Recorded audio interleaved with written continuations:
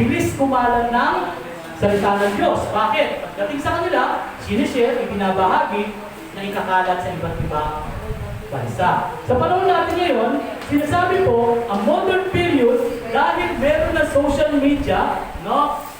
Minsan, may mga sinasabi Kristiyano na nakakilala sa Diyos, pero sa social media na lang umaasa. Okay na ako, na ano naman ako eh. No? Yung paano sa panahon po natin ngayon, ang nakikita na natin, ano yung ano na lang sa atin, benepisyo ng pagiging Kristiyano.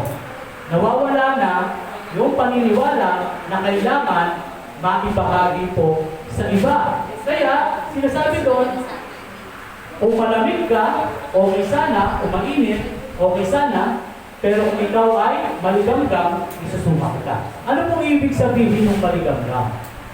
No? Ano pong ibig sabihin ng maligamgam? Sinasabi mo, Kristiyano ka, Kristiyano naman po ako. No? Pero, yung kalooban o nais o purpose ng Diyos sa buhay mo, hindi mo ginagawa.